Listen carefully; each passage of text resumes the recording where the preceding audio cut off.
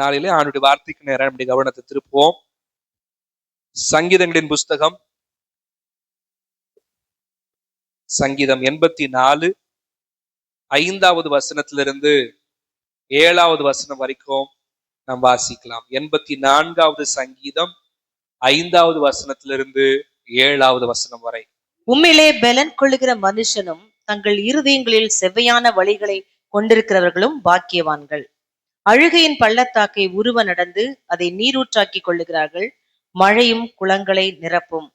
அவர்கள் பலத்தின் மேல் பலம் அடைந்து சீயோனிலே தேவ சந்நிதியில் வந்து காணப்படுவார்கள். ஆண்டவருடைய நாமம் மகிமைப்படுவதாக. இந்த 5, 6, 7 ஆகிய வசனங்களை வாசிக்கும் போது 5ஆம் வசனத்துல வாசிக்கிறோம், உம்மில் பலன் கொள்ளுகிறதான மனுஷன். அடுத்தது, தங்கள் இருதயங்களில் செவ்வையான வழிகளை கொண்டிருக்கிறவர்கள் எப்படிப்பட்டவர்கள்? பாக்கியவான்கள். அவர்கள் எங்க போயிடுறாங்கன்னா 7ஆம் வசனத்துல வாசிக்கிறோம், பலத்தின் மேல பலன் அடைந்து எங்க போயிடுறாங்களா? சீயோனுக்கு போயிடுறாங்க. தேவன் குறித்திருக்கிற இடத்திற்கு போயிடுறாங்க. நமக்கும் ஒரு சீயோன் காத்திருக்கிறது. நாமும் பலத்தின் மேல பலன் அடைந்து அந்த சீயோனுக்கு போக கர்த்தர் நம்மை இன்னும் அதிகமாய் தகுதிப்படுத்துவாராக. நாம் தேவனுக்குள் பலன் கொண்டு செம்மையான வாழ்க்கை வாழும் போது கர்த்தர் அந்த சீயோனிலே நாம் பங்கடைய கர்த்தர் கிருபை தருகிறார். 6ஆம் வசனம் சொல்லுகிறது, அழுகையின் பள்ளத்தாக்கை உருவ நடந்து என்று சொல்லப்பட்டிருக்கிறது. சீயோனுக்கு போகிறார்கள். சீயோனுக்கு தான் கர்த்தர் கொண்டு போகிறார். கொண்டு போகும்போது சந்தோஷமா அப்படி கொண்டு போயிடலாமேன்னு பார்த்தா அப்படி கொண்டு போக மாட்டார். மாற எப்படிதான் கொண்டு போறார் ஆண்டவர்? அழுகையின் பள்ளத்தாக்குக்குள்ளாக. வசனம் சொல்லுது உருவ நடந்து, கோ த்ரூ என்று சொல்லப்பட்டிருக்கிறது. அதற்குள்ள போய் என்ன பண்றாருன்னா கர்த்தர் கொண்டு போகிறார். பள்ளத்தாக்குன்னு ஒண்ணு இருக்குது. பள்ளத்தாக்குகள் பல விதம் இருக்கிறது. உள்ளுக்குள்ள சூரியனே வராத அளவுக்கு அடர்த்தியான பாதைகள் நிறைந்த பள்ளத்தாக்குகள் இருக்கிறது. தண்ணீர்கள் நிறைந்த பள்ளத்தாக்குகள் இருக்கிறது. ஆனா இங்க வசனம் சொல்ற பள்ளத்தாக்கு என்னன்னு சொன்னா அழுகை நிறைந்ததான பள்ளத்தாக்கு என்று சொல்லப்பட்டிருக்கிறது. இது ஒவ்வொரு தேவ பிள்ளையுடைய வாழ்க்கையிலும் அது காணப்படுகிறது. எந்த ஒரு ஆசீர்வாதமோ ஒரு ஒரு ஒரு பாடுகளுக்குள்ளாம போகாம ஆசீர்வாதம் வர்றதுக்கான வாய்ப்பு இல்லவே இல்லை. பரீட்சையில வெற்றி பெறணும்னா என்ன பண்ணணும்? கஷ்டப்பட்டு படிக்கணும். நான் எப்படியாவது படிப்பேன், ஆனா எனக்கு மார்க் மட்டும் வேணும்னு சொன்னா அது ஏமாளி. அந்த அந்த அந்த ஒரு எண்ணம் எப்பவுமே ஏமாத்திரும். எப்பவுமே பாடுகள் இல்லாத ஆசீர்வாதம் ஒரு நாளும் நம்மை இன்னும் அதிகமாய் ஆஸ்வதிக்க முடியாது. வசனம் சொல்லுகிறது, ஆண்டவர் ஆசீர்வாதத்தை தருகிறார். கர்த்தர் ஆசீர்வாதத்தை தருகிறார். அதனோட என்ன பண்ண மாட்டார்? ஆண்டவர் வேதனையை கூட்ட மாட்டார். அப்படின்னா என்ன அர்த்தம்? வேதனைன்னு ஒண்ணு இருக்குன்னு சொல்லிதான் அர்த்தம். தேவன் நம்மை ஆசீர்வதிக்கவே விரும்புகிறார். அதற்காக கர்த்தர் நம்மை நடத்துகிற பாதை என்பது அழுகையின் பள்ளத்தாக்கு. ஒருவேளை நீங்க இதை கடந்து முடிச்சிருக்கலாம், அல்லது இப்பொழுது கடந்து போய் கொண்டிருக்கலாம். நான் நல்லா இருக்கிறேன்னு சொன்னா கர்த்தர் ஒருவேளை உங்களை நடத்துகிற பாதை வருங்காலத்தில் அழுகையின் பள்ளத்தாக்காக இருக்கலாம். ஆனா ஒரே ஒரு நம்பிக்கை நமக்கு இருக்குன்னு சொன்னா, நம்ம எங்க நடந்தாலும் கர்த்தர் கரம் விட்டு அவர் போக விட மாட்டார். கைப்பிடிச்சுதான் கர்த்தர் நடத்துகிறார். அழுகையின் பள்ளத்தாக்கு என்பது அநேக நேரங்களில நாம் யாருக்கும் தெரியாதது போல இருக்கலாம்.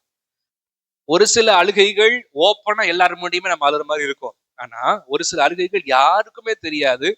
தேவ சமூகத்துல வடிக்கிற கண்ணீர், தனிமையில வடிக்கிற கண்ணீரை மத்தவங்க பார்க்காம இருக்கலாம். ஆனா ஒருத்தர் கணக்கு எடுத்து வச்சுட்டு இருக்கிறார். ஒருத்தர் துருத்தியில வைத்திருக்கிறார். அந்த கண்ணீருக்கு கர்த்தர் நிச்சயமாய் ஒரு பலனை தருவார்.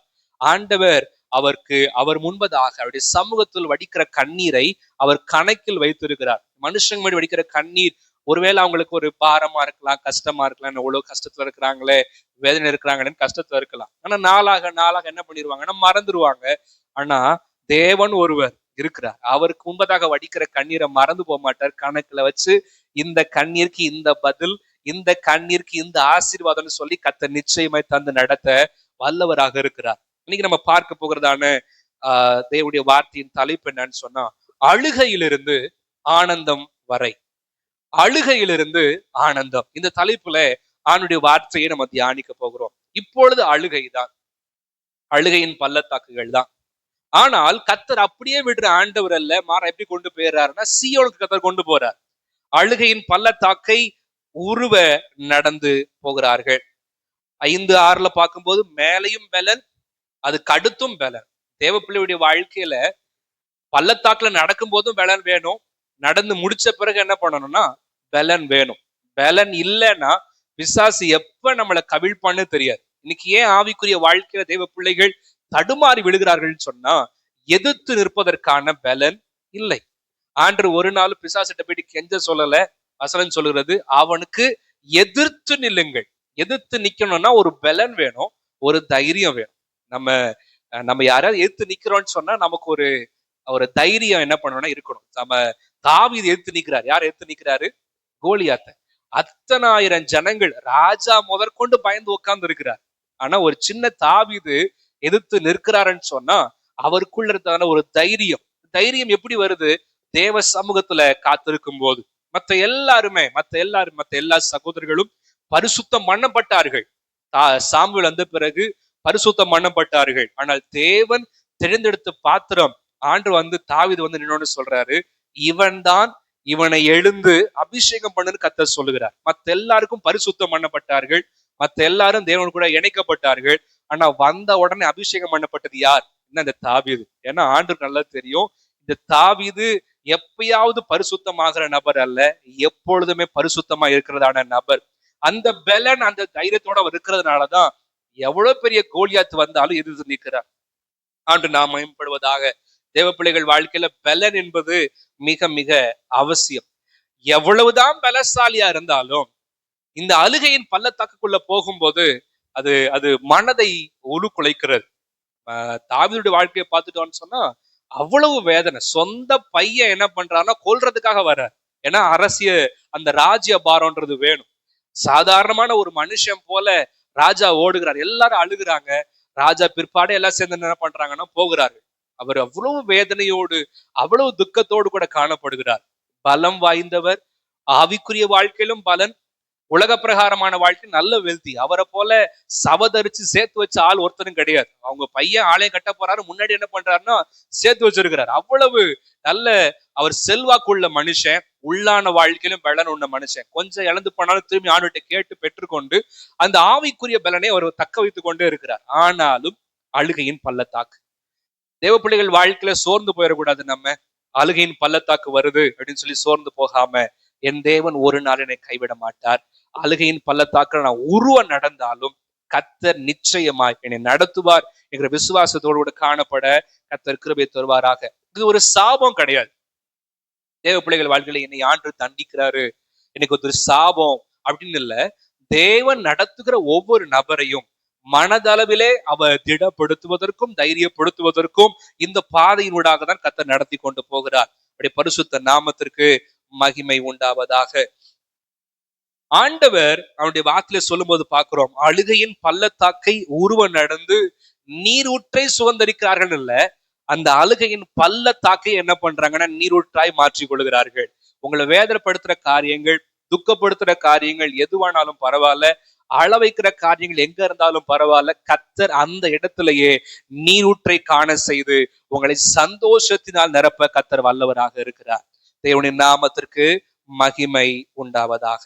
இந்த அழுகையின் பள்ளத்தாக்கு அது எங்க கரெக்டா இருக்குன்றது தெரியல, எக்ஸாக்ட் லொகேஷன் எங்க இந்த இடம்ன்றது தெரியல. ஆனா பல்சாம் ட்ரீ, ஒரு மரம், அந்த மரத்தை அதிகமாக இந்த பள்ளத்தாக்கு பெற்றிருந்தது என்று சொல்லி சொல்லுகிறார்கள். இந்த மரத்தை குறித்து நம்ம எங்க வாசிக்கலாம்னா 2 சாமுவேல் 5ஆம் அதிகாரம் 23ஆம் வசனத்தை, அந்த சொல்லப்படுறதான அந்த செடி, இந்த செடி இந்த பள்ளத்தாக்குள்ள இருந்திருக்கலாம், அதிகமாக இருந்திருக்கலாம் என்று சொல்லி நம்புகிறார்கள். வாசிக்கலாமா? தாவீது கர்த்தரிடத்தில் விசாரித்ததற்கு அவர், நீ நேராய் போகாமல் அவர்களுக்கு பின்னாலே சுற்றி முசுக்கட்டை செடிகளுக்கு எதிரே இருந்து அவர்கள் மேல் பாய்ந்து.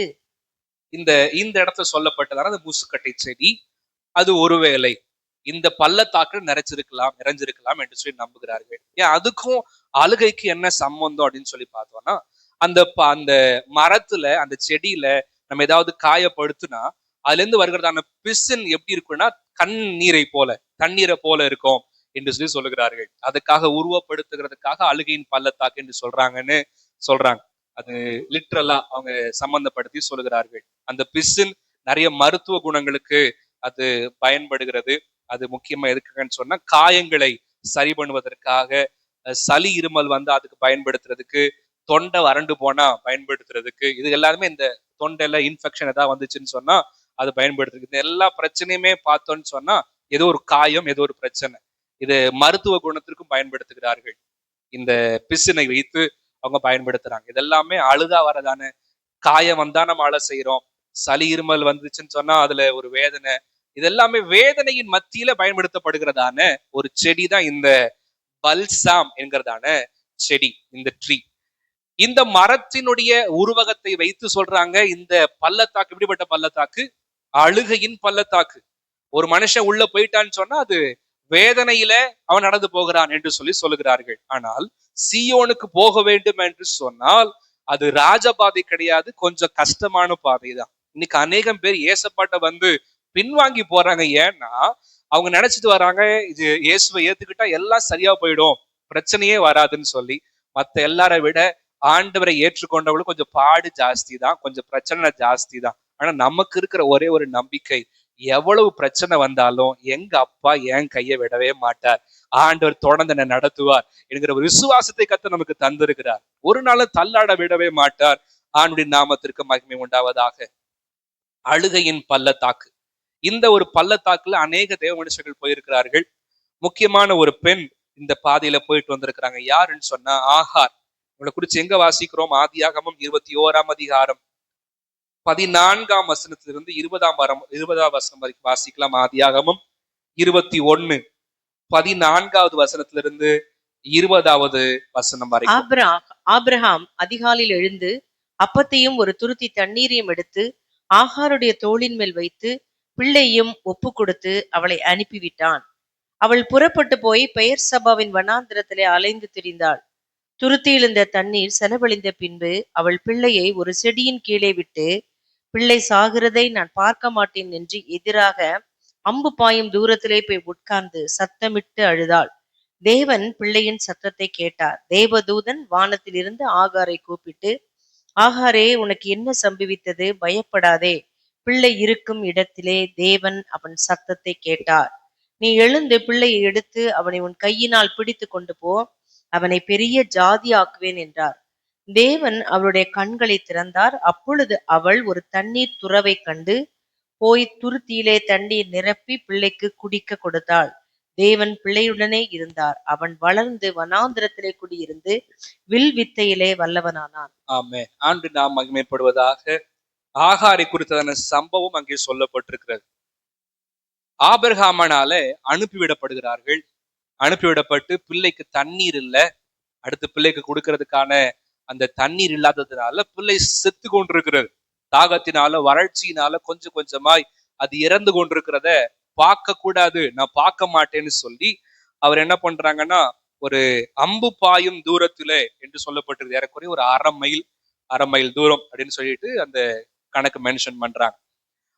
அவ்வளவு தூரம் தள்ளி போய் இந்த சத்தத்தை நான் கேட்க கூடாது, என் புள்ள அது சாகிறது என் கண்ணு பார்க்க கூடாதுன்னு சொல்லி தூரமா போயிட்டாங்க. போயிட்டு என்ன பண்றாங்கன்னா சத்தமிட்டு அழுகிறார்கள். சத்தமிட்டு அழுகிறார்கள். இன்னைக்குமே நிறைய பேர் உண்டு, அழுகிறதுக்கு இடம் எங்கன்னு தெரியாது. யாராவது நான் அழுதேன்னு சொன்னா அவங்க கேட்டுருவாங்கன்னு சொல்லி பாத்ரூம்ல உட்காந்து டேப்பை துருவி விட்டுட்டு அழுகிறதான அநேக தேவ பிள்ளைகள் உண்டு.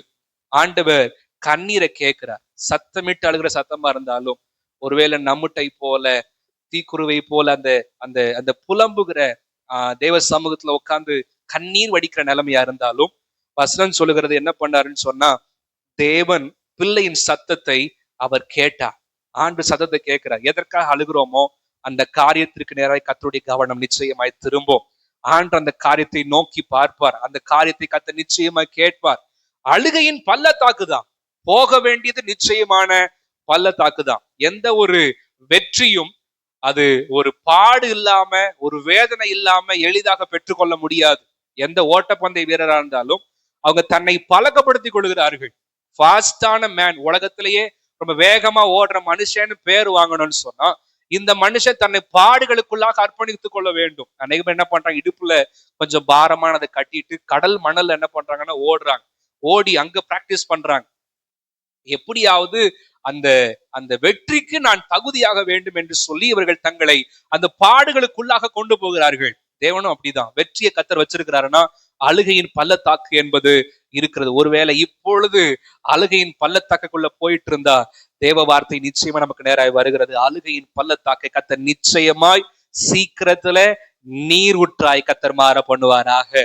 தேவனுடைய பரிசுத்த நாமத்திற்கு மகிமை உண்டாகட்டும்.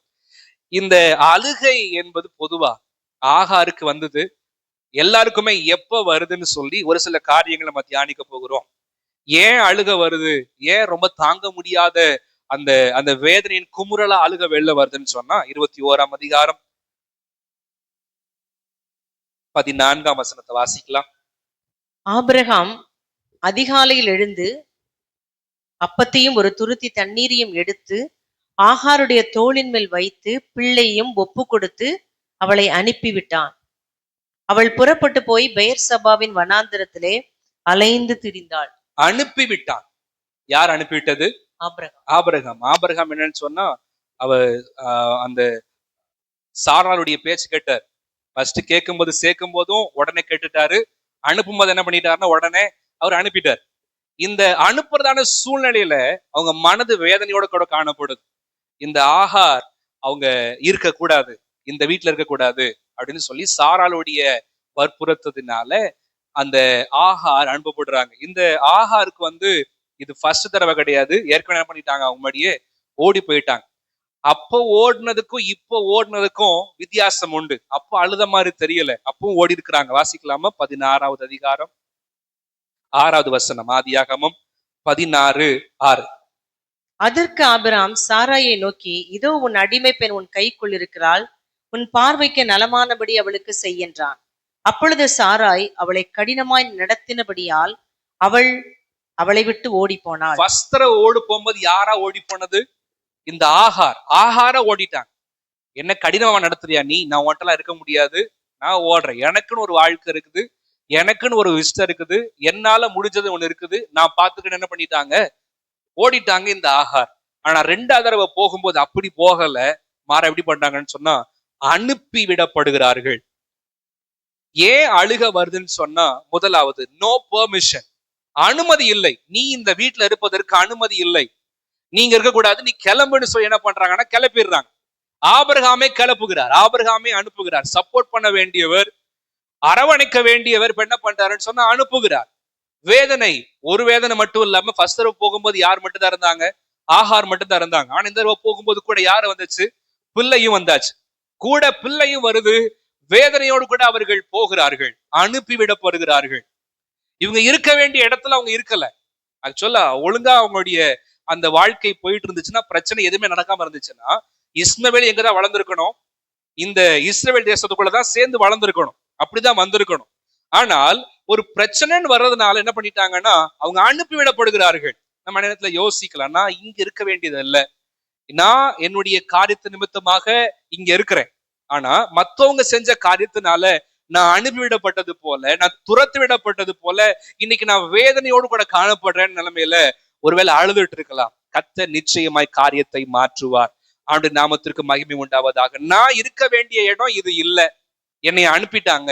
நான் இருக்க வேண்டிய பாதை இது இல்ல, ஆனா நான் இப்படி போக வேண்டியதான நபரும் இல்ல, நான் போக வேண்டியதான சூழ்நிலையும் இல்ல, ஆனா நான் போய் கொண்டிருக்கிறேன்னு சொன்னா, அதன் நிமித்தமாக அழுது கொண்டிருக்கிறேன்னா கர்த்தர் நிச்சயமாய் அழுகையை மாற்றுவாராக. சாதாரணமா கண்ணீரை துடைக்கிற தெய்வம் அல்ல, நீரூற்றாய் மாற்றுகிறவர் நம்முடைய ஆண்டவர். நீரூற்றாய் மாற்றி அவர் நடத்த வல்லவராக இருக்கிறார். ஃபர்ஸ்ட் போகும்போது கண்ட்ரோல் யார் கையில இருந்துச்சுன்னு சொன்னா ஆகார் கையில இருந்துச்சு. ஆனா 2வது தடவை போகும்போது கண்ட்ரோல் யார் கையில இல்ல? ஆகார் கையில இல்ல. ஃபர்ஸ்ட் தடவை கண்ட்ரோல் இவங்க வச்சிருந்தாங்க, நான் போறேன் போன்னு போயிட்டாங்க. ஆனா 2வது தடவை போகும்போது இவங்களா போகல, அனுப்பிட்டாங்க. கண்ட்ரோல் வேற யாரோ ஒருத்தவங்களுடைய கையில. ஒருவேளை நீங்க யோசிச்சுட்டு இருக்கலாம், என் கட்டுப்பாடு இப்ப என் கையில இல்ல, என் கையில இல்லாம இன்னொரு கையில இருக்குது, கட்டுப்பாடு இருக்குதுன்னு சொல்லி யோசிச்சுட்டு இருக்கலாம். கர்த்தர் அந்த அழுகையின் சத்தத்தை கேட்கிறார். அந்த அழுகையின் பள்ளத்தாக்கை கர்த்தர் பார்க்கிறார். ஒருவன் நடந்துதான் போகணும், ஒருவன் நடந்தாலும் கர்த்தர் கைவிடுகிறவர் அல்ல. நிச்சயமாய் நீரூற்றாய் கர்த்தர் மாற்றுவார். பரிசுத்த நாமத்திற்கு மகிமை உண்டாவதாக. முதலாவது பார்த்தோம் நோ பெர்மிஷன், 2வது நோ பெர்ஃபெக்ஷன். எதுலன்னா ஆதியாகமம் 21ஆம் அதிகாரம் 15-16 வாசிக்கலாம். ஆதியாகமம் 21:15-16. துருத்தியில் இருந்த தண்ணீர் செலவழிந்த பின்பு அவள் பிள்ளையை ஒரு செடியின் கீழே விட்டு, பிள்ளை சாகிறதை நான் பார்க்க மாட்டேன் என்று எதிராக அம்பு பாயும் தூரத்திலே போய் உட்கார்ந்து சத்தமிட்டு அழுதாள். கொண்டு வந்து துருத்திய செலவு பண்றாங்க, தண்ணிய குடிக்கிறாங்க. கொஞ்சம் கொஞ்சமா குடிச்சாங்கன்னா நல்லா குடிச்சாங்களா தெரியல. ஒருவேளை இந்த தாய் என் பிள்ளைக்கு வேணும்னு சொல்லி கொஞ்சம் கொஞ்சமா குடிச்சிருக்கலாம். இவங்க தாகத்தை அவங்க கொஞ்சம் குறைச்சுக்கிட்டு தண்ணி செலவழிந்துருச்சு. கொஞ்சம் கொஞ்சமா செலவழியுது. மனசு படபட நினைச்சிட்டே இருந்திருக்கும். ஐயோ இருக்கிறது கொஞ்சம் கொஞ்சமா போகுது, அடுத்து என்ன செய்யறதுன்னு தெரியலன்னு சொல்லி அவங்க அவங்க அது வேதனையோடு கூட காத்திருக்கலாம். ஆனா பார்த்துட்டு இருக்கும்போது தண்ணீர் முற்றிலுமாய் செலவழிந்து போனது. அடுத்து பிள்ளைக்கு கொடுக்கறதுக்கு தண்ணி இல்லை. பிள்ளை தண்ணீர் இல்லாம சாகுற நிலைமைக்கு போய் கொண்டிருக்கிறது. பொதுவா நமக்கு தண்ணி கொஞ்ச நேரம் இல்லைன்னா நம்ம எவ்வளவு வேகமா அதை குடிக்கணுமோ நம்ம குடிச்சு அதுல ஒரு திருப்தி வர நம்ம பாக்குறோம். அது வெயில் நேரத்துல வெளில போயிட்டு வரும்போது நமக்கு ஒரு அந்த திருப்தி இருக்குது. ஆனா இங்க வாசிக்கிறோம், பிள்ளை என்ன பண்ணுது, தண்ணியே இல்லாம இறந்து போகிற நிலைமைக்குன்னு சொன்னா அவங்க எவ்வளவு நேரம் தண்ணி இல்லாம இருந்தாங்கன்னு தெரியல. தேவை ஆனா இல்ல. முதலாவதாக பார்த்தோம், கண்ட்ரோல் என் கையில இல்ல, யாரோ ஒருத்தவங்க கண்ட்ரோல் பண்ணிட்டு இருக்கிறாங்க. ரெண்டாவது தேவை, இதெல்லாம் இருந்தாதான் என் பிள்ளை காப்பாற்றப்படும், இதெல்லாம் இருந்தாதான் என் குடும்பம் நல்லா நடக்கும். ஆனா இப்ப என் கையில இல்ல, இருக்கிற எல்லாம் என்ன பண்ணி போயிடுச்சுன்னு சொன்னா செலவழிந்து போயிடுச்சுன்னு சொல்லி அவர்கள் அழுகையோடு கூட காணப்படுகிறார்கள். அது சாதாரணமா கிடையாது. புள்ள பக்கத்திலே இல்ல, புள்ளைய ஒரு செடி கீழே விட்டு என்ன பண்றாங்கன்னா தூரமா போயிட்டாங்க. ஐயோ என் புள்ள சாக போகுது, நான் பார்க்க முடியாது. இந்த நிலைமை நம்ம யாருமே இல்லை. நம்ம நல்ல வெல் செட்டில்டா நல்ல வசதிகள் நிறைந்த ஒரு ஊர்ல வாழ்ந்துட்டு இருக்கிறோம். இன்னும் நிறைய இடங்கள்ல தண்ணி கிடையாது, தண்ணி புழக்கம் சரியா கிடையாது. அவங்க ரொம்ப கஷ்டப்படுறாங்க. வட மாநிலங்கள்ல பார்க்கும்போது இன்னும் வேதனைகள் உண்டு. ஆனா கர்த்தர் நமக்கு கிருபையா வச்சிருக்கிறார். நம்ம இருக்கிற ஊருக்காக ஆண்டவருக்கு ஸ்தோத்திரம். ஆண்டவர் நல்ல ஒரு தண்ணி வசதியை வச்சிருக்கிறாரு, குடிக்கிறதுக்கு தண்ணி கிடைச்சிருக்குது. ஒருவேளை செலவு பண்ணா கூட நல்ல தண்ணியை குடிக்க கர்த்தர் நமக்கு கிருபை கொடுத்திருக்கிறார். ஆண்டவர் நமக்கு நல்ல ஒரு கிருபைகளை கொடுத்து வச்சிருக்கிறார். ஆண்டவர் நம்ம நன்றி உள்ளவளா இருக்கணும். இந்த தாயார் பிள்ளைக்கு கொடுக்கறதுக்கு தண்ணி இல்ல, சாப்பாடு கொடுக்க முடியல. சரி, சாப்பாடு தான் கொடுக்க முடியல, தண்ணியாவது கொடுக்கலாம்னு பார்த்தா தண்ணியும் கிடையாது. இன்னைக்கு நிறைய பேர்கள் அவங்க ஆரம்பத்துல அவங்க வேலையை ஆரம்பிக்கிற நேரத்திலயோ மற்ற நேரங்கள்லயோ பார்க்கும்போது சாப்பிடறதுக்கு வழியில என்ன பண்றாங்கன்னா நான் சொல்லுவாங்க, நான் வயிறு நிறைஞ்ச தண்ணி குடிச்சு என்ன பண்ணிட்டேன், படுத்து கிடந்தேன், இந்த பைப்ல தான் தண்ணி குடிச்சு நான் படுத்திருந்தேன். என்ன பண்ணுவாங்கன்னு சொன்னா அவங்க சொல்லுவாங்க, ஏன்னா அந்த பசிய கொஞ்சம் மேனேஜ் பண்றதுக்கு தண்ணி திருப்தியா குடிச்சுட்டா ஓரளவுக்கு மேனேஜ் பண்ணலாம்னு சொல்லிட்டு அவங்க நிறைய காரியங்கள் சொல்றதை பாக்குறோம். வயிற்றுல ஈர துணியை கட்டிட்டு கிடந்தேன், ஏன்னா அந்த ஈரம் கொஞ்சம் பசியை கட்டுப்படுத்தும்னு சொல்லி. இந்த தாயார் பாக்குறாங்க, தண்ணி கூட வழி இல்லை. எதை குறிக்கிறது? தேவை. இது இருந்தாதான் நான் சரி செய்ய முடியும், இது இருந்தாதான் என் பிள்ளைகளை நடத்த முடியும், இது இருந்தாதான் என் குடும்பத்தை நடத்த முடியும். ஆனா இப்ப என்ன பண்ணலன்னு சொன்னா இல்ல, தண்ணீரே இல்ல. ஆனா ஃபர்ஸ்ட் தடவை வரும்போது பார்த்தோன்னு சொன்னா அப்படி கிடையாது. 16வது அதிகாரம் ஆதியாகமம் 16:7 வசனத்தை வாசிக்கலாம். 7.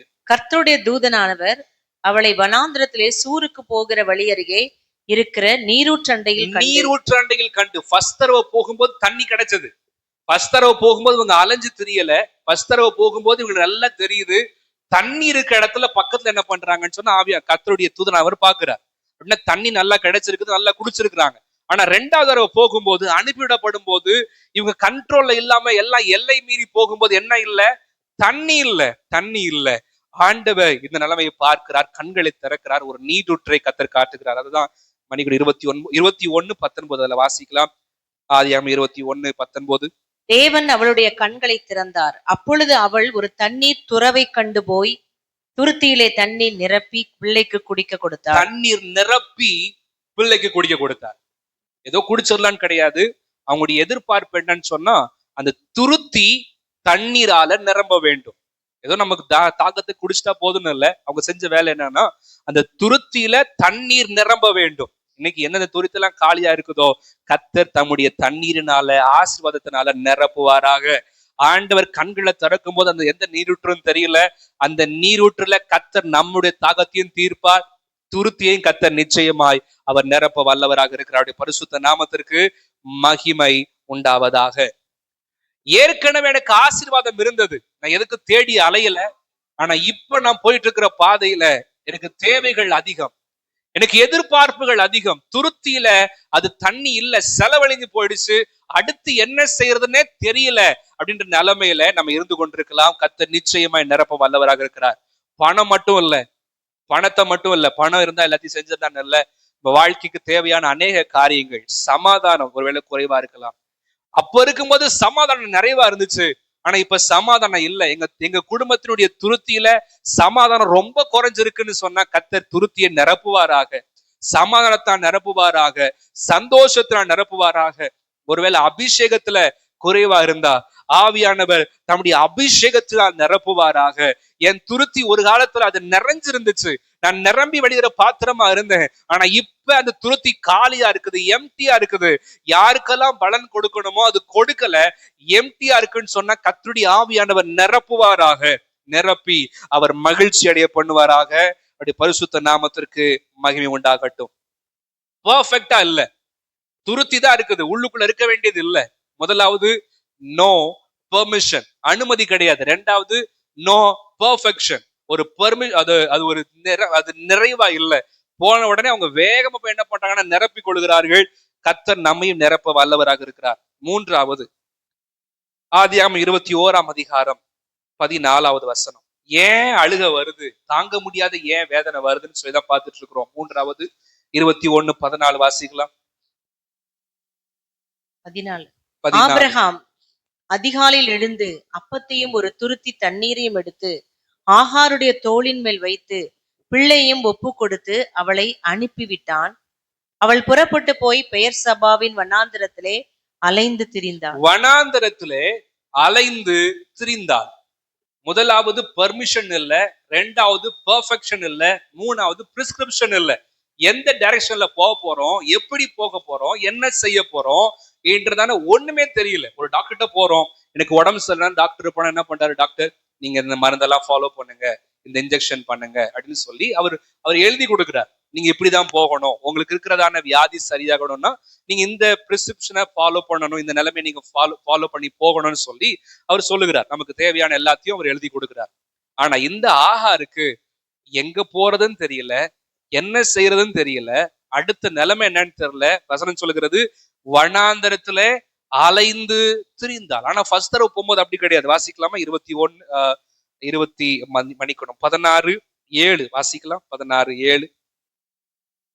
கர்த்தருடைய தூதனானவர் அவளை வனாந்திரத்திலே சூருக்கு போகிற வழி அருகே இருக்கிற நீரூற்றண்டையில் கண்டு. இங்கேயும் வனாந்தரம் தான். அங்க வனாந்திரத்துல என்ன பண்றாங்கன்னா அலைஞ்சு திரியுறாங்க. ஆனா இங்க வனாந்திரத்துல சூருக்கு போகிறதான வழியில ஃபர்ஸ்ட் தடவை போகும்போது எங்க இருக்கிறேன்னு தெரிஞ்சது, பாதையில இருந்தாங்க, ட்ராக் அவுட் மாறல, அவங்க நல்லா எல்லாமே கான்சியஸா சுயநலவோடு கூட போகிறாங்க. சூருக்கு போகிற வழியில தான் கர்த்தர் பாக்குறார். அதுவும் வனாந்தரம் தான். ஆனா இப்பயும் வனாந்தரம் தான். ஆனா எங்க போறதுன்னு தெரியல, என்ன செய்யறதுன்னு தெரியல. அந்த நிலைமையில எனக்கு என்ன செய்யறதுன்னு தெரியல, நான் திசை தெரியாம நிக்கிறேன், அடுத்த ஸ்டெப் என்ன தெரியாம நிக்கிறேன்னு சொல்லி நம்ம நிக்கலாம். ஆகாரை கர்த்தர் திருப்தியாக்கினது போல, ஆகாரை நடத்தினது போல கர்த்தர் நம்மையும் நடத்துவாராக. அப்படி பரிசுத்த நாமத்திற்கு மகிமை உண்டாகட்டும். இந்த 21 வாசிச்சோம்னா 21:16 அவங்க சொல்றாங்க, நான் பார்க்க மாட்டேன் அப்படின்னு சொல்லி என்ன பண்றாங்கன்னா தூரமா அவங்க போயிட்டாங்க. தூரமா போய் அவங்க கதறி தேவ சமூகத்துல சத்தமிட்டு அழுகிறார்கள். தேவன் சத்தத்தை கேட்கிறார். ஆனா இங்க நடந்த ஒரு காரியம் என்னன்னு சொன்னா, ஒருவேளை அந்த சத்தத்தை கேக்குது, புள்ள அழுவுதுன்னு தெரியுது, எதுக்காக அழுவுதுன்னு தெரியுது, ஆனா என்ன செய்யறதுன்னு தெரியல. பிரச்சனை இதுதான் அப்படின்னு தெரியுது. ஆனா இந்த பிரச்சனை சரியாக என்ன செய்யறதுன்னு தெரியல. என் போராட்டம் மாறுறதுக்கு என்ன செஞ்சா சரியாகும், என் குடும்பத்துல இது நடக்க கூடாதுன்னு நினைக்கிறேன், ஆனா ஏன் நடக்குதுன்னு தெரியல. ஏன் வேலை ஸ்தலத்துல இது நடக்க கூடாதுன்னு நினைக்கிறேன், ஏன் நடக்குதுன்னு தெரியல. ஏன் ஏன் ஏன் கேள்வியை கர்த்தர் இந்த நிமிஷத்துல மாற்றி போடுவாராக. கர்த்தர் தான் நடத்தி கொண்டிருக்கிறார். அழுகையின் பள்ளத்தாக்கை கர்த்தர் உருவ கொண்டு போயிருக்கிறாருன்னு சொன்னா கைவிடுவதற்காக அல்ல, மாறாக கடம் பிடித்தவர் இன்னும் அடுத்த லெவலுக்கு நம்ம கர்த்தர் கொண்டு போக வைக்கிறார். அப்படி பரிசுத்த நாமத்திற்கு மகிமை உண்டாவதாக. இந்த ஆகார ஆண்டவர் விடல. 21 நம்ம வாசிச்சோன்னு சொன்னா 20 தேவன் பிள்ளையுடனே இருந்தார், அவன் வளர்ந்து வனாந்தரத்துல குடியிருந்து வில்வித்தையிலே வல்லவனானான். தேவ பிள்ளைகளுக்கு எதிராக மாறுவான்னு ஆண்டுக்கு தெரிஞ்சாலும் தேவ பிள்ளைகளுக்கு எதிராக தான் நிற்பான் அப்படின்னு தெரிஞ்சாலும் என்ன பண்றாருன்னா கர்த்தர் கூடவே இருக்கிறார். தேவ பிள்ளைகளுக்கு எதிராக நிக்கிற ஒரு ஆள்கிட்டயே உண்மையா அழுகிற சத்தத்தை கர்த்தர் கேட்கிறாருன்னு சொன்னா, உண்மையாய் தேவனை தேடும் போது நம்முடைய அழுகையின் சத்தத்தை கர்த்தர் நிச்சயமா கேட்பார். நம்ம அழுகையின் பள்ளத்தாக்குள்ள போயிட்டு இருக்கும் போது யாருக்குமே தெரியாம வடிக்கிற கண்ணீரை கர்த்தர் நிச்சயமாய் கண்ணோக்கி பார்க்கிறார். அப்படி பரிசுத்த நாமத்திற்கு மகிமை உண்டாவதாக. தேவ பிள்ளைகளுக்கு எதிராக வருவான்னு தெரிஞ்ச ஒருத்தனுடைய கண்ணீரையே அந்த அழுகுறையின் சத்தத்தை கேட்கிறாருன்னா நம்ம கண்ணீரையும் நம்முடைய அழுகுறையிலையும் கர்த்தர் நிச்சயமாய் கேட்பார். அவருடைய பரிசுத்த நாமத்திற்கு மகிமை உண்டாவதாக. 84வது சங்கீதம் 6ஆம் வசனத்தை வாசிக்கிறோம். அழுகையின் பள்ளத்தாக்கை உருவ நடந்து என்ன பண்றாங்கன்னா அதை நீரூற்றாக்கி கொள்கிறார்கள். அந்த வசனத்தை நம்ம எல்லாம் சேர்ந்து வாசிக்கலாமா? 84ஆம் சங்கீதம் நம்ம எல்லாரும் சேர்ந்து வாசிக்க போகிறோம். 84வது சங்கீதம் 6வது வசனத்தை சேர்ந்து வாசிக்கலாம். அழுகையின் பள்ளத்தாக்கை உருவ நடந்து அதை நீரூற்றாக்கி கொள்கிறார்கள், மழையும் குளங்களை நிரப்பும். அழுகையின் பள்ளத்தாக்க நடந்து போறாங்க, கர்த்தர் நீரூற்றாக மாற்ற வைக்கிறார். இவங்களே மாற்ற வைக்கிறார். கடைசியில ஒரு வார்த்தை சொல்லப்பட்டிருக்கிறது என்னன்னு சொன்னா, மழையும் குளங்களை நிரப்பும். மழையும் குளங்களை நிரப்பும். நீரூற்றா வர்றது மட்டும் இல்லாம கர்த்தர் மழையையுமே வர்ஷிக்க பண்ணுகிறார். ஒருவேளை அழுது கொண்டிருக்கிற காரியத்துக்கு கர்த்தர் எங்கேந்து கொண்டு வருவாருன்னு தெரியல, வானத்தின் பலகடைகளை திறந்து இடம் கொள்ளாமல் போகும் மட்டும் கர்த்தர் ஆசீர்வாதங்களால் நிறைப்பாராக. மழைகள் குளங்களை நிரப்பட்டும். குளம்ன்றது என்னன்னு சொன்னா தண்ணீரை தேக்கி வைக்கிறதான அந்த அந்த ஒரு குழி, அந்த பெரிய ஆழமான பகுதி. தண்ணீர் இல்லைன்னா எப்படி இருக்கும்? ரொம்ப ட்ரையா இருக்கும், காஞ்சு போயிருக்கும். மழை வரும்போது எல்லா தண்ணீரும் சேர்ந்து நிறைந்து காணப்படுகிறது. மழை குறைஞ்சா என்ன பண்ணும்? குளங்களும் பற்றி போகும், குறைஞ்சிரும். ஆனா ஆண்டவர் சொல்றது வார்த்தை என்னன்னா, மழையும் குளங்களை நிரப்பும். குளத்தை நிரப்பும் மட்டும் சொல்லல, வசனம் சொல்லுது குளங்களை நிரப்பும். வாழ்க்கையில எத்தனை குளங்கள் இருந்தாலும் அத்தனை குளங்களையும் அந்த ஆசீர்வாதமான மழை நிரப்புவதாக. இந்த குளங்கள் நிரம்பல, இந்த குளங்கள்ல ஒரு பெர்ஃபெக்ஷன் இல்ல, இந்த குளங்கள் ஏன் கண்ட்ரோல்ல இல்ல, இந்த குளங்கள் என்னை மீறி போய் கொண்டிருக்கிறது, எல்லை மீறியும் போய் கொண்டிருக்கிறது. இந்த குளங்கள்ல தேவ ஆசீர்வாதத்தை பார்க்க முடியல. இந்த குளங்கள் நிரப்பப்படாமல் அவைகள் என்ன செய்யறதுன்னு தெரியாம, ஒரு டைரக்ஷன் இல்லாம, பிரிஸ்கிரிப்ஷன் இல்லாமையே போயிட்டு இருக்குன்னு நினைச்சாலும் கர்த்தருடைய ஆசீர்வாதமான மழை அதை நிரப்புவதாக. கர்த்தர் அதை செய்ய வல்லவராக இருக்கிறார். அப்படி பரிசுத்த நாமத்திற்கு மகிமை உண்டாகட்டும். இந்த மழை தேவனுடைய வல்லமையை, தேவனுடைய ஆவியானவரை ஆவிக்குரிய அர்த்தத்தில் குறிக்கிறது. இந்த குலம் என்பது நம்முடைய தேவைகள், நம்முடைய எதிர்பார்ப்புகளை குறிக்கிறது. தேவன் தம்முடைய வல்லமையை அனுப்பும் போது தேவைகள் எதுவா இருந்தாலும், எதிர்பார்ப்புகள் எதுவா இருந்தாலும் நிரம்பிதான் ஆக வேண்டும். கர்த்தர் நிச்சயமா இதை செய்ய வல்லவராக இருக்கிறாருடைய பரிசுத்த நாமத்திற்கு மகிமை உண்டாவதாக. எதுவுமே இல்லாம இருந்தாலும் கர்த்தரால நிரப்ப முடியும். எப்படி கர்த்தர் நிரப்புறார், எப்படி ஆண்டவர் செய்யறாருன்னு சொல்லி 2 காரியத்தை வாசிக்க போகிறோம். உபாகமம் 32ஆம் அதிகாரம், உபாகமம் 32:2. மழையானது இளம் பயிரின் மேல் பொழிவது போல என் உபதேசம் பொழியும், பனித்துளிகள் புல்லின் மேல் இறங்குவது போல என் வசனம் இறங்கும். இந்த இடத்துல ஆண்டவர் மழையை எதுக்கு அவர் சொல்றது ஒப்பம்படுத்த சொல்றாருன்னு சொன்னா, அவருடைய உபதேசத்தை, அவருடைய வார்த்தையை ஒப்பமப்படுத்தி சொல்லுகிறார். உபாகமம் 32:2. மழை இளம் பயிரின் மேல பொழிவது போல, பனித்துளிகள் புல்லின் மேல இறங்குவது போல என்ன இறங்குதுதான்? உபதேசமும் வசனமும் இறங்குதான். அப்படின்னா நம்முடைய குளங்கள் நிரம்பணும்னா எதுதான் முதல்ல வரணும்? தேவனுடைய வார்த்தை, தேவனுடைய உபதேசம். அது நம்மை இன்னும் அதிகமாய் நிரப்ப விட்டு கொடுக்க வேண்டும். எந்த அளவுக்கு வார்த்தை நிரப்புகிறதோ அந்த அளவுக்கு ஆசீர்வாதங்களும் பின்தொடர்ந்து வருகிறது. வார்த்தைக்கு நம்ம இடம் கொடுக்காம, தேவ வசனத்துக்கு இடம் கொடுக்காம, என்ன ஆசீர்வாதம் பின்தொடர்ந்து வரணும், பின்னாடியே வரணும்னு சொன்னா அது வருவதற்கான வாய்ப்பு இல்லை. மழை பெய்வது போல வார்த்தையானது இறங்குகிறது. முதலாவது வாசிக்கிறோம், என் உபதேசம் என்ன பண்ணுமா? பொழியும். உபதேசம் அப்படின்றது டாக்டரின் அப்படின்னு சொல்லப்படுகிறது. நம்ம ஆங்கிலத்துல வாசிக்கும் போது டாக்டரின் என்னென்ன காரியம் நம்பிட்டு இருக்கிறோம், எப்படி நம்ம செஞ்சுட்டு இருக்கிறோம். உபதேசமானது பொழிகிறது என்று சொல்லப்பட்டிருக்கிறது.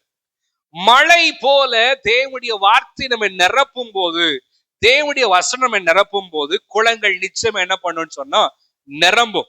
தேவனுடைய வார்த்தை அவ்வளவு வல்லமை உள்ளது. தேவனுடைய வார்த்தை அவ்வளவு ஆழமானது. தேவனுடைய வார்த்தை அவ்வளவு ஜீவன் உள்ளது. ஒருவேளை உயிரே இல்லாம இருந்தாலும் இந்த வார்த்தை ஒரு மனுஷனிடத்துல போனா அந்த வாழ்க்கையானது உயிர் பெற்று எழும்ப வேண்டும். அங்க எலும்புகள் நிறைந்த பள்ளத்தாக்குல ஆண்டுடைய வார்த்தை தீர்க்க தரிசனமாக பேசப்படுகிறது. அப்படி பேசும்போது எலும்புகள் எல்லாம் ஒன்றோடு ஒன்றோடு இணைந்து இணைந்து ஒரு மகா பெரிய சேனை என்ன பண்றாங்கன்னு சொன்னா அவங்க நிக்கிறாங்க. நமக்கிட்ட இருக்கிறது எலும்பா இருக்கலாம், நம்மகிட்ட இப்ப இருக்கிறது ரொம்ப வற்றி போன நிலைமையில ரொம்ப ஒண்ணுமே இல்லாதது போல இருக்கலாம். ஆனா கர்த்தர் நிச்சயமாய் இந்த எலும்புகளை ஒன்றோடு ஒன்று இணைய செய்து உயிரடைய பண்ணுவாராக. அந்த குளங்களில தேவனுடைய அந்த ஆசீர்வாதமான மழை இறங்கும் போது நிச்சயமாய் அது நிரம்பும். கர்த்தர் நம்மையும் நிரப்ப வல்லவராக இருக்கிறார். முதலாவது உபதேசம், தேவனுடைய வார்த்தை. இதுக்கு அதிகமான முக்கியத்துவத்தை அதிகமான இடத்தை கொடுக்க நமக்கும் நம்முடைய திருச்சபைக்கும் கர்த்தர் உதவி செய்வாராக. நம்முடைய திருச்சபை தேவனுடைய உபதேசத்துக்குள்ள இன்னும் அதிகமா போகணும். ஏன்னா இந்த கடைசி காலகட்டத்துல மத்த பிரச்சனைகள், சுவிசேஷ எதிர்பார்ட்டு பிரச்சனை வரும், இல்ல அந்த மாதிரி அடிதடி பிரச்சனை வரும்ன்றத பார்த்தா சபைக்குள்ள உபதேசத்துக்கு தான் அதிகமான போராட்டம். இன்னைக்கு பரலோகத்துக்கு கொண்டு போய் சேர்க்கக்கூடாதுன்னு சொல்லி தீவிரமா சபையில பிரச்சனை பண்றது எதுன்னு எதுல வச்சுதான் பிரச்சனை பண்றான் பிசாசுன்னு பார்த்தா உபதேசத்துலதான், வசனத்தை வச்சுதான். திசை மாறி மக்கள் போகிறார்கள். என்ன ஒரு அநியாயம், என்ன ஒரு பிரச்சனைன்னு கேட்டா வசனத்தை வாச எங்க போகணும்? பரலோகத்துக்கு போகணும். ஆனா இந்த வசனத்தை தப்பா வியாக்கியானம் பண்ணி எங்க கொண்டு போயிட்டு இருக்கான் பிசாசு? நரகத்துக்கு நேரம் கொண்டு போயிட்டு இருக்கிறான். கர்த்தர் நம்மையும் நம்முடைய திருச்சபையும் காப்பாராக. கரங்களை உயர்த்தி ஜெபம் பண்ணுவோம். அப்பா, எங்கள் திருச்சபை மேல உபதேசம் மழையை போல இறங்கட்டும் ஆண்டவரே. தேவனுடைய சத்தியத்தை விட்டு நாங்க விலகி போகவே கூடாது. ஆமென். உதவி செய்யும். உபதேசத்தை அதிகமா ஸ்திரப்பட கர்த்தர் கிருபை தருவாராக. தேவனுடைய வார்த்தையை வாசித்து வாசித்து இன்னும் அதிகமா தியானித்து தியானித்து தேவ வார்த்தைக்கு நம்முடைய செவியை சாய்த்து அர்ப்பணிக்கும் போது உபதேசம் கிரியை செய்யறத பார்க்க முடியும். தேவன் நம்மை தொடர்ந்து நடத்துவாராக. ஒவ்வொரு வாரமும் நம்ம தவறாம தேவ வார்த்தையை கேட்டு இன்னும் பலப்பட்டு தேவ சமூகத்துல காத்திருக்க கர்த்தர் கிருபை தருவாராக. வசனம் இல்லாம ஆசீர்வாதம் இல்லை. ஆண்டவன் நம்பினா போதும், ஆண்டு எல்லாத்தையும் செஞ்சிருவாருன்னு இல்ல. வார்த்தை உள்ளுக்குள்ள போகாம வெறுமை மாறாது. ஆதியாகமத்துல 1ஆம் அதிகாரம் 1வது வசனத்துல வாசிக்கும் போது எல்லாம் வெறுமைதான். உண்டாக கடவுதுன்னு வார்த்தை வந்த பிறகுதான் எல்லாம் உண்டானது. வார்த்தை வர வேண்டும் தேவ சமூகத்துல இருந்து. அது வர வரைக்கும் காத்திருக்க கர்த்தர் கிருபை தருவாராக. ஒருவேளை என்னுடைய சூழ்நிலை வித்தியாசமா போயிட்டு இருக்குது, இதுக்கான வார்த்தை என்னன்னு தெரியல, ஆண்டு என்ன பேசுறாருன்னு தெரியல, என் கூட ஏதாவது பேசினா நல்லா இருக்கும்னு எதிர்பார்த்தா எப்ப என்கிட்ட ஆண்டு பேசுவாரு, என் கூட ஆண்டு பேசுவாரா, அந்த நிலைமையை மாத்துறதுக்கு பேசுவாரான்னு கேட்டா உபதேசம் தேவனுடைய வசனம் எப்போ வரும்னா நெருங்கி போக போகதான் வார்த்தைகள் நம்மை நோக்கி வர ஆரம்பிக்கும். அவர் பக்கத்துல போகாம, அவர் அருகில போகாம என் கூட பேசுவாருன்னு கேட்டா அது பேச முடியாது. அவர் பேசுறது கேட்கிற தூரத்தில் நாம் இருக்க வேண்டும். அவர் பேசுறதான வார்த்தையின் சத்தம் நம் காதுகளில் தொனிக்கிற அளவுக்கு நாம் நம்ம பக்கத்துல இருக்க கர்த்தர் கிருபை தருவாராக. தூரம் போயிட்டோம்னா அவர் பேசுவாரு, ஆனா என்ன பண்ண முடியாது, காதால கேட்க முடியாது. பக்கத்துல இருக்க கர்த்தர் கிருபை தருவாராக. 2வது நம்மகிட்ட இருக்க வேண்டியதான காரியம், அழுகையின் பள்ளத்தாக்க கர்த்தர் மாத்தணும்னா முதலாவது வசனத்தை அதிகமா நம்ம உட்கொள்ள வேண்டும். 2வது 1 ராஜாக்கள் 8ஆம் அதிகாரம் 35, 36 வாசிக்கலாம். 1 ராஜாக்கள் 8ஆம் அதிகாரம். அவர்கள் உமக்கு விரோதமாய் பாவம் செய்ததினால் வானம் அடைபட்டு மழை பெய்யாதிருக்கும் போது அவர்கள் இந்த ஸ்தலத்துக்கு நேராக விண்ணப்பம் செய்து உமது நாமத்தை அறிக்கை பண்ணி தங்களை தேவரீர் கிளேசப்படுத்துகையில் தங்கள் பாவங்களை விட்டு திரும்பினால் பரலோகத்தில் இருக்கிற தேவரீர் கேட்டு உமது அடியாரும் உமது ஜனமாகிய இஸ்ரவேலும் செய்த பாவத்தை மன்னித்து அவர்கள் நடக்க வேண்டிய நல் வழியை அவர்களுக்கு போதித்து தேவரீர் உமது ஜனத்துக்கு சுதந்திரமாக கொடுத்த உமது தேசத்தில் மழை பெய்ய கட்டளையிடுவீராக. ஆமென், ஆமென். நடக்க வேண்டிய நல்வழியை அவர்களுக்கு போதித்து. இந்த இடத்துல பார்க்கும்போது நம்ம ஒரு ஆண்டவருடைய ஒரு கிரியையை பார்க்கிறோம். உண்மையாய் பரிசுத்தமாய் வாழ்ந்தால் என்ன வருகிறது? மழை வருகிறது. தேவனுக்கு பிரியமில்லாத ஒரு வாழ்க்கை வாழ்ந்தா என்ன வரதில்ல? மழை வரதில்லை, வானம் அடைக்கப்படுகிறது. நம்ம குளங்கள் நிரம்பணும், அழுகையின் பள்ளத்தாக்கு மாறணும்னு சொன்னா நம்ம செய்ய வேண்டியது தேவனோடு கூட இருக்கிறதான உறவில் பரிசுத்த வாழ்க்கையில், உண்மையின் வாழ்க்கையில் இன்னும் அதிகமாய் அடி எடுத்து வைக்க கர்த்தர் கிருபை தருவாராக. பழைய ஏற்பாட்டு நிலைமையும் அதுதான், புதிய ஏற்பாட்டிலே அதுதான் கண்டிஷன். உண்மை உள்ள மனுஷன் பரிபூரண ஆசீர்வாதங்களை பெறுவான். உண்மை என்பது நம்ம பிசிக்கலாக நம்ம உலக பிரகாரமான வாழ்க்கையில மட்டும் இல்ல, ஆவிக்குரிய வாழ்க்கையில தெய்வத்தோடு கூட வாழ்கிற வாழ்க்கையும், அதுலயும் உண்மை நமக்கு என்னன்னா அதிகமாக தேவை. அவர் நம்மை ஏற்றுக்கொள்ளத்தக்கதாக வசனத்துல வாசிக்கிறோம், தேவரீர் தங்களை கிளேசப்படுத்துகையில் தங்கள் பாவங்களை விட்டு திரும்பினான் அப்படின்னா, ஒருவேளை பாவத்திற்குள்ள போயிட்டோம்னா கர்த்தர் என்ன பண்ணிடுறாரு, கிளேசத்துக்குள்ள விட்டு கொடுத்துடுறார், அழுகைக்குள்ள விட்டு கொடுத்துடுறார், பாடுகளுக்குள்ள விட்டு கொடுத்துடுறார். அது ஒரு தகப்பன், நல்ல தகப்பன். நம்ம பிள்ளைகள் சேட்டை பண்ணா விடுறது இல்லை. நம்ம என்ன பண்ணிடுறோம், எப்படியாவது திருத்தணும்னு அடிச்சிடறோம். அடிக்கலைன்னா அடிக்க ஆரம்பிச்சிருங்க. ஏன்னா வசனம் சொல்லுது, பிள்ளைய தண்டியாமல் விடாதே, பிறமேல அடிக்கிறான் என்ன பண்ண அவன் சாகான் அப்படின்னு வசனத்தை சொல்லுது. நம்ம அடிச்சா மரணத்துக்கு தப்பு வைக்கிறோம், பாதாளத்துக்கு தப்பு வைக்கிறோம். ஆண்டவர் நம்மை நேசிக்கிறதான நல்ல ஒரு தகப்பன். இந்த தகப்பன் நம்ம நேசிக்கிறதுனால ஒருவேளை ஆண்டவர் விட்டு திரும்பிட்டோம்னா மறுபடியும் உணர்வடைய ஒரு சில காரியங்களை நம் வாழ்க்கையில அனுமதிக்கிறார். இவர் அனுமதிக்கிறதுக்காக ஸ்தோத்திரம். ஒரு சில முள்கள் நம்மை குத்தி கொண்டு இருக்கிறதுக்காக ஸ்தோத்திரம். அந்த முள் மட்டும் இல்லைன்னா நம்ம ஆண்டவர் விட்டு என்னைக்கோ தூரம் போயிருப்போம். ஆண்டவர் நம்ம கொடுத்திருக்கிறதான ஒரு சில பாடுகளுக்காக ஆண்டவருக்கு ஸ்தோத்திரம். பவுல் ஜெபம் பண்றார், ஆண்டவரே இந்த முள் என்கிட்ட இருக்குது, ஆண்டவரே இதை நீக்குங்கன்னு சொல்லி 3 தரம் ஜெபம் பண்றாரு. ஆண்டோட ரிப்ளை என்ன பதில் சொல்றாரு, என் கிருபை உனக்கு போதும். முள்ள எடுக்கல ஆண்டு, முள்ள எடுக்கிறது இல்ல, மாறாக பலனை கர்த்தர் தருகிறார். எதற்காக? தொடர்ந்து ஓடுவதற்காக. நம்முடைய வாழ்க்கையில கர்த்தர் செய்கிற காரியம் கொஞ்சம் வித்தியாசமானதுதான். பிரச்சனையை மாத்துங்க ஆண்டவரே, மாத்துங்க ஆண்டவரே, மாத்துங்க ஆண்டவரேன்னு கேட்டா, ஏன் ஒரு சில பிரச்சனையை கர்த்தர் மாத்தாமையே வச்சிருக்கிறாருன்னா, அது மாத்திட்டாருன்னா நம்ம மாறிடுவோம். ஆண்டவர்கிட்ட இல்லாம நம்ம வாழ்க்கை மாறி போயிடும். கர்த்தர் அனுமதிக்கிற எல்லா பாதைகளுக்காக ஆண்டவருக்கு ஸ்தோத்திரம். எல்லா பாதைகளும் நன்மைக்காக, நம்மையும் அவரையும் இணைப்பதற்காக. ஒருவேளை தடமாறி போயிருந்தால் நமக்கு தெரியாது, எடுத்த உடனே தெரியாது. ஓட்டப்பந்தய வீரர்கள் பார்க்கும்போது அந்த லைனுக்குள்ள ஓடி இருக்காங்கன்னு கரெக்டா செக் பண்றாங்க. அவங்க வேகமா ஓடும்போது தெரியாது, அவங்களுக்கு காலை தாண்டிட்டேனா மிதிச்சிட்டேனான்னு தெரியாது. ஆனா கரெக்டா செக் பண்ணும்போது எப்படிதான் செக் பண்றாங்க, லைன் கிராஸ் பண்ணிருக்கிறாரா, அடுத்த லைன்ல ஓடி இருக்கிறாரா, மாத்தி இருக்கிறாரான்னு சொல்லி பாக்குறாங்க. தேவனுடைய வார்த்தையின்படி, தேவனுடைய ஒழுங்கின்படி, தேவன் எதிர்பார்க்கிறபடி, தேவனுடைய எதிர்பார்ப்பின்படி நம்முடைய வாழ்க்கை வாழாமல் இருந்தால் கர்த்தர் நம்மை இந்த நாளிலே மறுபடியும் வழிக்கு கர்த்தர் கொண்டு வருவாராக. இந்த வழிக்கு வராம தேவன் எதிர்பார்க்கிற ஒரு வாழ்க்கை வாழாம, என் குளங்கள் நிரம்பணும், நான் ஆனந்த சந்தோஷம் அடையணும், என் வாழ்க்கையும் அழுகையிலிருந்து ஆனந்தத்துக்கு மாறணும்னு சொன்னா மாறுவதற்கான வாய்ப்பு என்பது இல்லை. நம்ம ஆண்டவரை தான் துக்கப்பட்டு உட்காந்துருப்போம், ஏன் ஆண்டவரை மாத்த மாட்டீங்க, ஏன் ஆண்டவரை செய்ய மாட்டீங்க, உன நம்பி என்ன ஆண்டவரை, ஏன் ஆண்டவரை, ஏன் ஆண்டவரை ஆண்டு கேள்வி கேட்டே இருப்போம். ஆனா ஆண்டு என்ன பண்ணுவார், மகளே மாற்ற வேண்டியது, மகனை மாற்ற வேண்டியது நான் அல்ல, உன்னில் நான் மாற்றத்தை எதிர்பார்க்கிறேன்னு தான் கர்த்தர் சொல்லுகிறார். தேவனுடைய வார்த்தைக்கு இடம் கொடுப்போம். தேவன் கூட நெருங்கி வாழ கர்த்தர் கிருபை தருவாராக.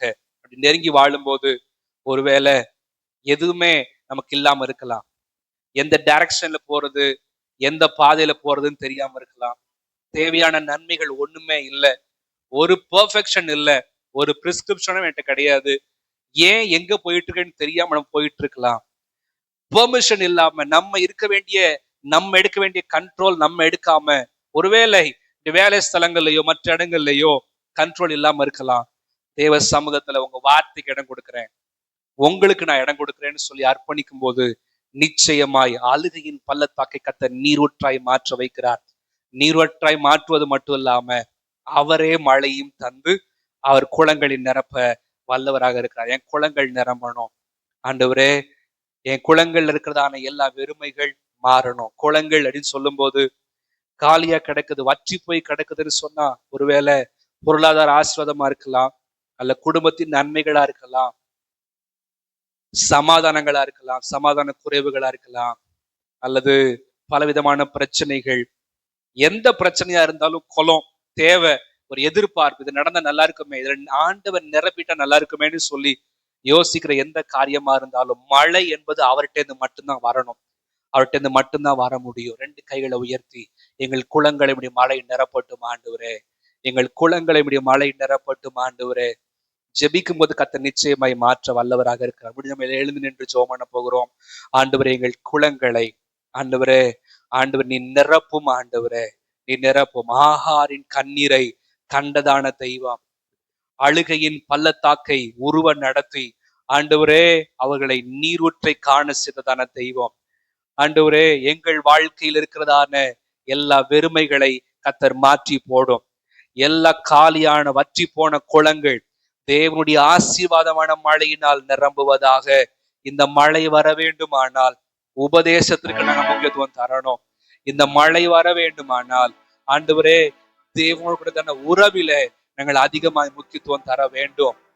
எந்த விதத்திலையும் தேவனுக்கு விரோதமான காரியங்கள், தேவனை துக்கப்படுத்துகிற காரியங்கள், தேவனை மனமடிவ செய்யறதான காரியங்கள் எங்க வாழ்க்கையில வந்துடவே கூடாது. ஆண்டவரே, நாங்க உமக்கு பிரியமாய் வாழும் போது தேவனை நிச்சயமாய் குளங்களை கர்த்தர் நிரப்புவீர். குளங்கள் இருக்கிறது உண்மைதான், ஆசீர்வாத குறைவுகள் இருக்கிறது உண்மைதான், போக வழி தெரியவில்லை உண்மைதான். ஆனால் நாங்கள் செய்ய வேண்டியது உம்மை பிரியப்படுத்த கிருபை தாரும் ஆண்டவரே. நன்றி ஆண்டவரே, நாங்கள் ஸ்தோத்தரிக்கிறோம் ஆண்டவரே, ஸ்தோத்தரிக்கிறோம் ஆண்டவரே. நன்றி அப்பா, நாங்கள் துதிக்கிறோம். வலதுகரத்தை உயர்த்தி ஆண்டவரே எங்கள் குளங்கள் நிரம்பட்டும் ஆண்டவரே, எங்கள் குளங்கள் நிரம்பட்டும் ஆண்டவரே. நன்றி இயேசு ராஜா, உமக்கு ஸ்தோத்திரம் ஆண்டவரே. ஆகாரின் கண்ணீரை மாற்றின தெய்வம், கண்ணீரை மாற்ற வல்லவராக இருக்கிறார். எங்கள் கண்ணீரை மாற்ற வல்லவர் ஆண்டவரே. கண்ணீரை துருத்தியில் வைத்திருக்கிறீர், நிச்சயமாய் பலன் தருவீர், நிச்சயமாய் பதில் தருவீர் ஆண்டவரே. கண்ணீரை துடைத்து விட்டு போகிற தெய்வம் அல்ல, கண்ணீரை துடைத்தாலும் அந்த கண்ணீருக்கு பலன் தருகிறதான தெய்வம். மனுஷரை போல பரிதாபப்பட்டு போகிற தெய்வம் அல்ல, எங்கள் கண்ணீரை பார்த்து கண்ணீருக்கு பலன் தருகிறதான தெய்வம் ஆண்டவரே. தேவ சமூகத்துல வடிக்கிற ஒவ்வொரு கண்ணீரையும் கர்த்தர் துருத்தியில வைத்திருக்கிறார். பிரச்சனைகள் மாற வேண்டுமா, போராட்டங்கள் மாற வேண்டுமா, வேற எங்கேயும் போனாலும் நடக்காது, தேவ சமூகத்துக்கு தான் வரணும். அன்னாலை போல இதயத்தை ஊற்றிவிட கர்த்தர் கிருபை தருவாராக. தேவ சமூகத்துல, ஆண்டவருடைய சமூகத்துல இதயத்தை ஊற்றிவிட கர்த்தர் கிருபை தருவாராக. நன்றி ஆண்டவரே, நன்றி இயேசப்பா, உமக்கு ஸ்தோத்திர ஆண்டவரே, ஸ்தோத்தரிக்கிறோம்.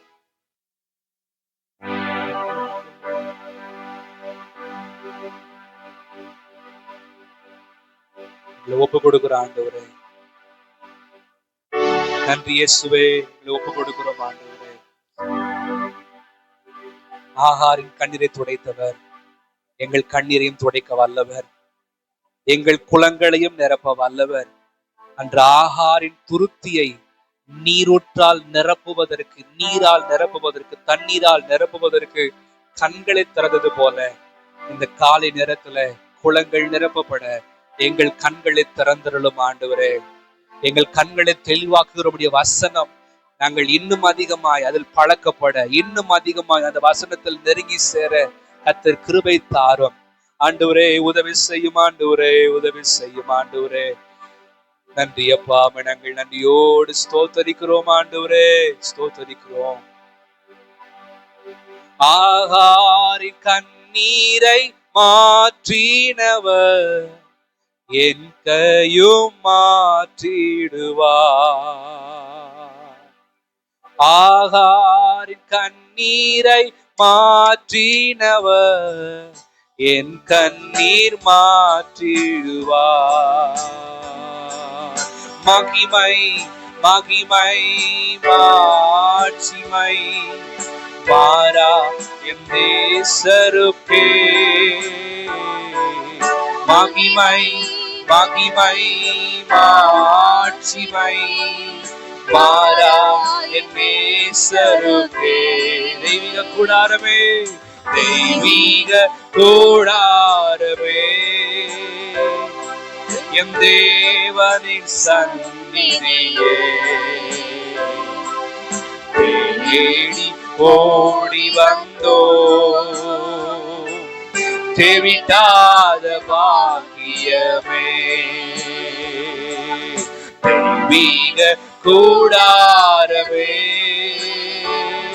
என் தேவனின் சந்நிதியே தேடி ஓடி வந்தோ விடாத பாக்கிய மகிமை மகிமை மகிமை மாட்சிமை பாரா என் நேசருக்கே மகிமை மகிமை மாட்சிமை பாரா என் நேசருக்கே. தேடி ஓடி வந்து நிக்கிற ஆண்டவரே, உபதேசத்தை கேட்பதற்காக, வசனத்தினால் நிரப்பப்படுவதற்காக, இன்னும் உம்மோடு கூட நெருங்கி சேர்வதற்காக உடைய சமூகத்தில் வந்து நிற்கிறோம் ஆண்டவரே. எங்கள் குளங்கள் நிரம்ப வேண்டும் என்பதற்காக மாத்திரம் அல்ல, நாங்கள் சீயோனுக்கு வந்து சேர வேண்டும் ஆண்டவரே. எங்கள் வாழ்க்கையின் மிக முக்கியமான நோக்கம் இந்த உலகத்தின் ஆசீர்வாதங்கள் அல்ல, எங்களுக்காய் பரம சீயோன் காத்திருக்கிறது. அந்த நாள் எப்பொழுது என்று எங்களுக்கு தெரியாது.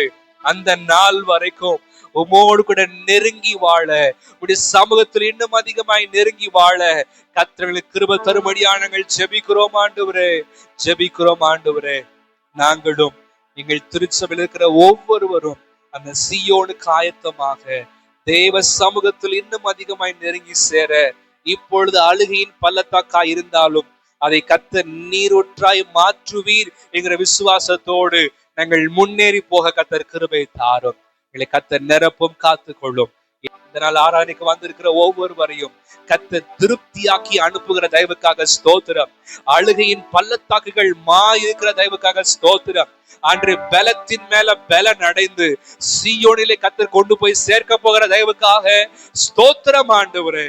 அதிகமாய் வேதத்தை வாசித்து, அதிகமாய் தேவனிடத்தில் நேரத்தை செலவு பண்ண, பாவம் இல்லாத தூய வாழ்க்கை வாழ ஒவ்வொருவருக்கு கர்த்தர் கிருபை தந்து நடத்தும்படியா நாங்கள் ஜெபம் பண்ணுகிறோம் கர்த்தாவே. எங்கள் திருச்சபை வருகைக்கு ஆயத்தமாக்கப்பட்ட திருச்சபையாய், தேவனுடைய வருகையை அவரோடு கூட எதிர்நோக்கிற திருச்சபையாய், வருகைக்கு அநேகரை ஆயத்தப்படுத்துகிற திருச்சபையாய் எங்கள் திருச்சபை இருக்கட்டும் கர்த்தாவே. எங்களுக்கு உதவி செய்யும், காத்துக்கொள்ளும்.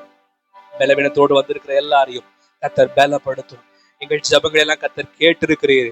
வர நாட்கள் அநேக சாட்சிகளை நாங்கள் கேட்க போகிறோம்.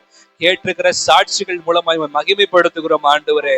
எங்கள் ஜெபங்களை எல்லாம் கர்த்தர் கேட்கிற தயவுக்காக ஸ்தோத்திரம். நாங்கள் ஜெபிக்கிறது ஆண்டவர் ஒரு நாள் வீண் போக வைக்கிறது இல்ல ஆண்டவரே. ஜெபம் எல்லாம் ஒரு நாள் பதிலாய் மாறும். எங்கள் காத்திருப்பு ஒரு நாளும் வீண் போகாது. வறண்ட நிலங்கள் நிச்சயமாய் நீர் ஊற்றாய் மாறும். பெருமழையை கர்த்தர் வைத்திருக்கிற தயவுக்காக ஸ்தோத்திரம் ஆண்டவரே, ஸ்தோத்திரம் ஆண்டவரே. தயவுள்ள கரங்களுக்குள்ள தாழ்த்துகிறோம், எங்களை வெறுமையாக்குகிறோம், ஒப்பு கொடுக்கிறோம் ஆண்டவரே. நாமம் ஒன்றே மகிமைப்படுவதாக. இந்த வாரம் முழுவதும் உமோடு கூட வாழ, உமக்காய் தொடர்ந்து ஜீவிக்க கர்த்தர் கிருபை தாரும். எங்களையும் எங்கள் குடும்பத்தையும் உடைய நாமத்தின் பிரயோஜனத்திற்கு பயன்படுத்தும். எல்லா தேவைகளையும் கர்த்தர் சந்தித்தருளும், காத்துக்கொள்ளும். இயேசுவின் நாமத்தில் ஜெபிக்கிறோம் நல்ல பிதாவே, ஆமென், ஆமென். ஆத்துமாவே கர்த்தரை ஸ்தோத்திரி, ஆத்துமாவே கர்த்தரை ஸ்தோத்திரி. கர்த்தர் செய்த சகல உபகாரங்களையும் மறவாதே. ஆமென், ஆமென். நம்முடைய கர்த்தராகிய இயேசு கிறிஸ்துவின் கிருபையும் பிதாவாகிய தேவனுடைய அன்பும் பரிசுத்த ஆவியானுடைய ஐக்கியமும் நம் அனைவரோடும் என்றென்றும் கூட இருப்பதாக. ஆமென், ஆமென். ஓ தேவனுக்கு மகிமை, தூக்கி எடுத்தார் என்னை, தூக்கி எடுத்தார் இயேசு. தம் கரத்தை நீட்டி ரட்சித்தாரே. ஓ தேவனுக்கு மகிமை, இயேசுவை நேசிக்கிறேன், மென்மேலும் நேசிக்கிறேன். அக்கரையில் நான் இன்று அவரை என்று வாழ்த்துவேன். அக்கரையில் நான் இன்று அவரை என்று வாழ்த்துவேன். ஹல்லேலூயா, ஹல்லேலூயா, ஹல்லேலூயா. ஆண்டவருக்கு மகிமை உண்டாவதாக. ஒருவருக்கு வாழ்த்திக் கொள்வோம். Praise the Lord, praise the Lord. கர்த்தர் நம்மை ஆசீர்வதிப்பாராக.